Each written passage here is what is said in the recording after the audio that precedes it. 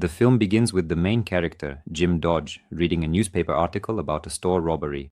Talking to his dog, he assures her that he once worked for the FBI. Meanwhile, someone quietly enters the room. A little later, Jim's employer fires him from the veterinary clinic. To maintain his image, the hero tells children made-up stories in which he appears to be a real hero.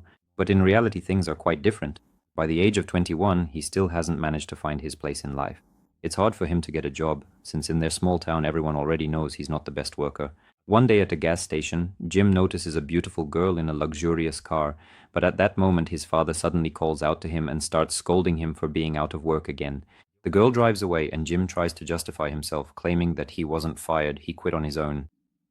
In the evening, the family gathers for dinner, big, noisy, and close-knit. During dinner, Jim's sister brings up Josie McCallan, about whom there are rumors that she moved to New York. Jim says he saw her today, but his sister sharply reminds him that he's already lost his 20th job. This becomes the topic of conversation at the table. Annoyed, Jim leaves. His father says that if his son isn't studying and is living at home, then he has to pay for room and board. Jim heads to a job interview in his father's truck. This job is extremely important to him. If he doesn't get it, his father will send him to another city. The store he's going to is called Target. Inside, the manager greets him warmly. Despite the offer, Jim asks for a raise. After a brief pause, the manager unexpectedly agrees. But suddenly, a call comes in. It turns out the employee they were expecting missed his flight. Realizing the mix-up, the manager offers Jim the night janitor position, and the salary drops to Jim agrees. Meanwhile, in a large mansion, they are discussing the construction of a Japanese car factory in the city. The owner of the house calls his daughter Josie to come meet the guests. The young woman comes over and unexpectedly kisses one of the men, shocking her father. Later, Josie is sitting in her room when her father comes in to scold her for her behavior. That same night, not far away, some bandits steal a car from a young couple and drive off. On his first day at work, Jim decides to make a grand entrance. He orders a limousine since riding with his father seems humiliating to him. Meanwhile, Josie enters the Target store, looks over the shelves, and is clearly planning to steal something. Jim arrives at the place and his eyes fall on the store sign. It's as if he sees his own name there. There are only 5 minutes left until closing. His new co-worker explains the cleaning rules in detail and in a strict manner. Only now does Jim realize that he'll be spending the whole night alone in the huge hypermarket. They lock him inside until 7 in the morning. 9 o'clock in the evening arrives. Jim turns on the lights and gets to work. At first, everything goes poorly, but soon he finds his own approach with creativity and imagination. He uses store products for cleaning and after a while decides to take a break. He eats snacks, plays go. Rolf talks into the microphone, making his own fun in the middle of the night. Out of boredom, he calls his parents. While Jim enjoys his solitude, his father can't find peace at home, worrying and thinking that maybe he shouldn't have scolded his son, but instead supported him and helped him become an independent person. Meanwhile, Jim, wearing a veil, a tank top, and underwear, skates around the store on rollerblades. Suddenly, he spots a girl among the clothing aisles and, distracted by her, crashes into a display stand. At the same time, Josie's father is searching for his daughter with the police while she herself is in the store with Jim. The girl asks what he's doing, and he replies, "Why not? I got bored." Josie admits that she wanted to steal something but didn't dare. Jim is surprised by this, since her father is wealthy.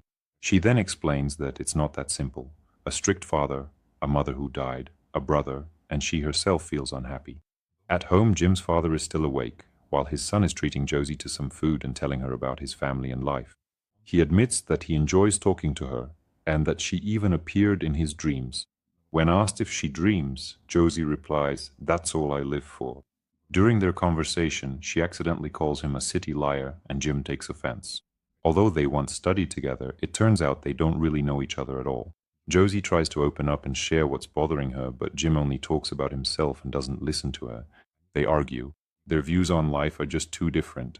While the kids are locked inside, the bandits drive into town in a stolen car. Josie's father continues searching, and the girl turns on some music, watches Jim dance, then turns it off, gazing at him thoughtfully.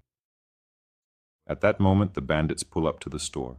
Jim goes back to cleaning, while Josie teases him over the loudspeaker, saying she's not impressed by guys who live with their parents and lie about their lives. She doesn't understand how someone can so easily give up their freedom. Jim admits that he really did lie. Josie says she'd give anything for the freedom he doesn't appreciate. Jim doesn't understand why she can't just tell her father off. The girl replies, "I just don't want to be alone." Late at night, Jim's father is having dinner, and in the police car, the officer asks Mr. O'Callaghan if he's had any problems with his daughter. He abruptly cuts the conversation short.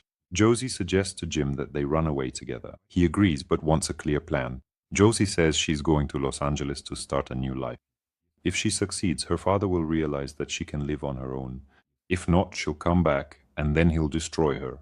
Jim starts to trust her. Now he understands her feelings better and decides to go with her. She has $52,000 in her bag.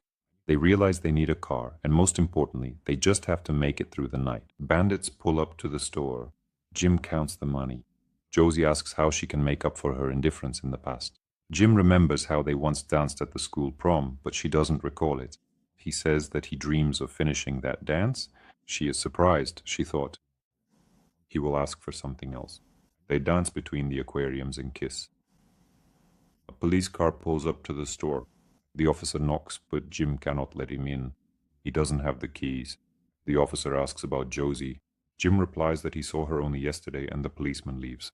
Jim and Josie continue roller skating around the store until they suddenly see armed bandits. They crash into them, knock them down, and run away. Having turned off the light, they hide in the fitting room. Josie is lying on Jim as the criminal's feet pass by. He steps on the guy's hand, but doesn't notice them, and leaves. As they exit, one of the bandits points a gun at them. Josie says the whole town is looking for her. The gangsters ask who Jim is, and he replies that a drug deal is about to take place at the store. Dangerous people will come here. Josie pretends to be a hostage. The bandits are hesitant, but Jim convinces them that it is okay to shoot the girl. I don't need her. When they actually raise their weapons, Jim grabs the radio and pretends to command the men. The criminals get scared, lie down on the floor, and give up their weapons. But it soon becomes clear that the pistols are not loaded. The bandits rise again and open fire into the air. Jim realizes that these are the same robbers he read about in the newspaper. Jim and Josie are held at gunpoint, and the girl whispers that she has a plan, to pretend that she wants to run away with them. She will ask to be taken with you, and then she will break free. Jim agrees to play along. Josie flirts with the bandits and offers to leave together. They start collecting goods from the store. Jim tries to stop the girl, warning that she will become an accomplice. He is being threatened. As the bandits load the goods, Josie gets into the car and drives away, and they open fire on her. Jim takes out his gun and prepares to defend himself. The bandits return to the store, and he distracts them on the microphone and shoots. By morning, Jim and Josie's fathers are sitting next to each other in the cafe, tired after a long night. At this time, Josie returns for Jim. The police arrive at the store and find the bandits tied up. In the finale, Jim and Josie go to Los Angeles and relax by the pool. This is how the film ends.